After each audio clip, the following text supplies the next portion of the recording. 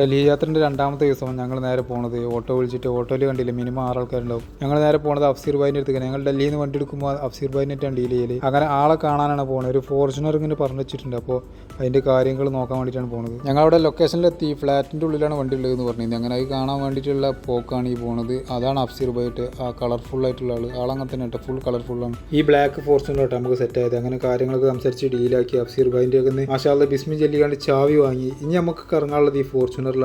അങ്ങനെ ഞങ്ങൾ നേരെ അടുത്ത് പോയത് ഡൽഹി ജുമാ മസ്ജിദിന്റെ തൊട്ടടുത്തുള്ള ഫുഡ് സ്ട്രീറ്റിലേക്കാണ്. നിങ്ങളോട് പറയാൻ അവിടുത്തെ തിരക്ക് എന്ന് വെച്ചാൽ ഫുഡ് മാത്രം എന്നുള്ള ഒരു ലോകം തന്നെ. എന്തായാലും ഒരു വട്ടം നിങ്ങൾ ഡൽഹി പോകണമെങ്കിൽ ഡൽഹി ജുമാ മസ്ജിദിന്റെ അടുത്തുള്ള ഈ ഫുഡ് സ്ട്രീറ്റിൽ നിങ്ങൾ പോകണം. എന്തായാലും അഫ്സീർ ഭായിന്റെ കൂടെ അങ്ങനെ പോകണം. ഏത് റെസ്റ്റോറൻറ്റിലേക്ക് കയറി നല്ല അടിപൊളി വെറൈറ്റി ഫുഡ് കിട്ടുന്ന റെസ്റ്റോറൻറ്റ് ഏതാണ് തപ്പിയിട്ട് ഇങ്ങനെ പോകണം. അതിൻ്റെ ഇടയിലാണ് നമ്മൾ ഇവിടുത്തെ സ്പെഷ്യൽ ഐറ്റം എന്ന് പറഞ്ഞ പോലെ കയറിയത്. മുഹബത്ത് കാ സർബത്ത് ഒരു രക്ഷയില്ല എന്ന് പറഞ്ഞാൽ അടിപൊളി സൂപ്പർ ടേസ്റ്റ്. ഇന്നും ആ ടേസ്റ്റ് നമ്മളെ നാവിലുണ്ട്. പിന്നെ ഞങ്ങൾ നേരെ പോയത് അസ്ലം ചിക്കൻ, അതിൻ്റെ തൊട്ടടുത്തുള്ള ഒരു റെസ്റ്റോറൻ്റ് ആണ്. ഫുൾ ആ ചിക്കൻ്റെ ഐറ്റംസുകൾ മാത്രമേ ഉള്ളൂ കേട്ടോ. ചിക്കൻ്റെ പീസുകൾ ഉണ്ടല്ലോ കൂട്ടിയിട്ട് ഇങ്ങനെ ഒരു നോർമൽ പാത്രത്തിൽ ഇങ്ങനെ ഒരു ചിക്കൻ ഗ്രേവി ടൈപ്പ് ചെയ്യുന്നു. പിന്നെ ഒരു റൊട്ടിയും കൂട്ടിയിട്ട് ഇങ്ങനെ കഴിക്കുക.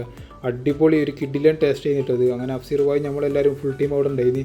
എല്ലാവരും കൂടി ഫുഡൊക്കെ കഴിച്ചു. അതിൻ്റെ ശേഷം ഞങ്ങൾ നേരെ അഫ്സീർ ഭായിൻ്റെ റൂമിൽ പോയി. അന്ന് അവിടെയാണ് സ്റ്റേ ചെയ്തത്. ഡൽഹി യാത്രൻ്റെ പാർട്ട് 3 വീഡിയോ നാളെ കാണാം. എല്ലാവരോടും ബൈ.